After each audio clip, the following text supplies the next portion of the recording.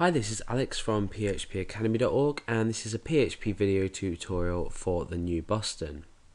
Now, in this tutorial, I'm going to be slightly advancing on the last part of looking at simple XML, and this time we're going to deal with what happens if we have child elements inside of our XML document. So at the moment, our XML document looks like this. We have currently 4 producers. However, what happens if we want to add some further information about these producers? And I don't mean further information about credentials like their name or their age. And let's just delete these 2 so we can keep an eye on what's going on here. So inside each producer, I want to specify a show that they've both produced. So for example, here I'm going to say show, and I'm going to end show. Now I'm going to provide some details about this show. So show name, a show, and let's say show date, and then let's give a date. So let's say 12th December 2010, for example. Okay, so now let's copy and paste this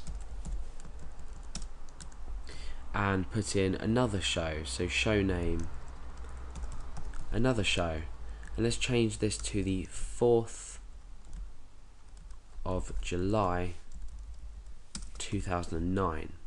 Okay, so now Alex has produced 2 shows with these credentials in here. So we've got show name and show date, but we've also maintained specific information about our producer. So we're coming into sort of a database like structure where we've got the name and the age of our producer, then we've got 2 different shows that they've produced. So not only are we accessing each producer, but we're now accessing data about each show that they've produced. Let's just add one for Billy so we can use that as an example. So inside here we want, let's just line these up, show name, better show, and let's change the date to 2007, keep it at July, and we'll just change this to the 25th, for example. Okay, so now let's go back to our index.php page.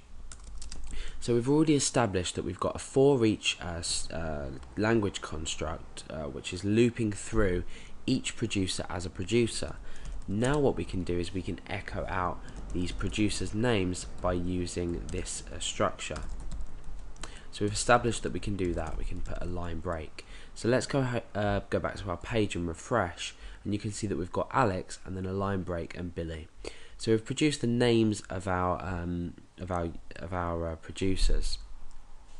Now what we can even do is incorporate the age. So let's create some brackets here, and then inside the brackets I want to put their age. So producer age. Okay, so what this is doing is it's giving us the producer name, the name tag inside each producer. So we've got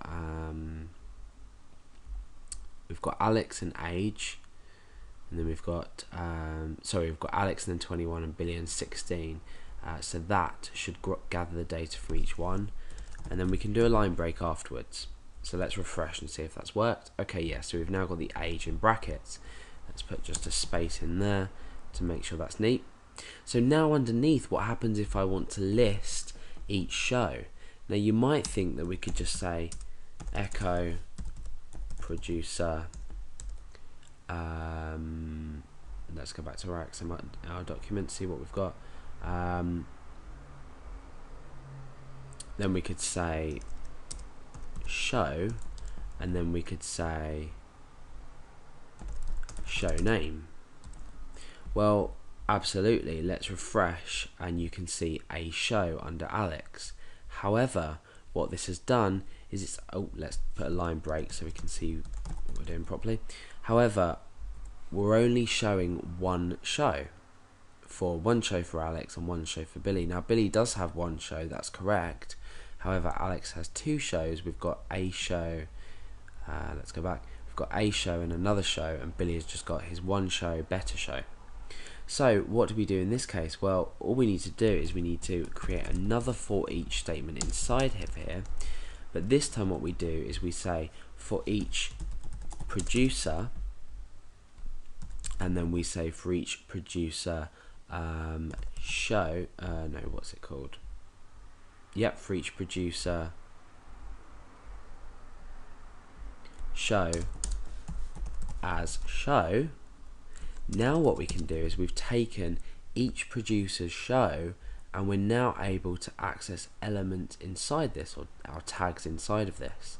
So now let's echo out show. Remember, we're using the variable that we created here, and then we can say show name, for example, and then we can say put a space or say on, and then we can say show date. So we're accessing this specific information that's relative in our loop to each producer. So let's refresh and see what data we get back. We'll just create a line break there first of all. Let's refresh. Now what you can see that's happened is because we've looped again for each show, we've now accessed another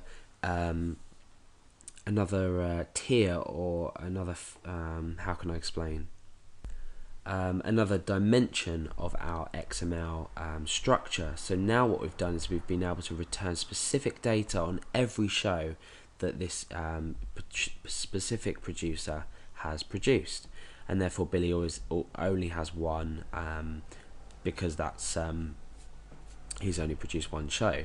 So now with this example, you can do another for each loop if you wanted, and then another one inside that to access each element of this depending on the structure. So remember, with XML the structure is always going to stay the same, but the data is going to vary. So for example, if we were to copy and paste this show here and then change this to another show 2, for example, on the 5th of July, you can now see that our page will update and put more data in it. So the structures remain the same, and as long as we adhere to the structure and exactly the same tag names, then our data is going to be updated, even if we're using multi-level data.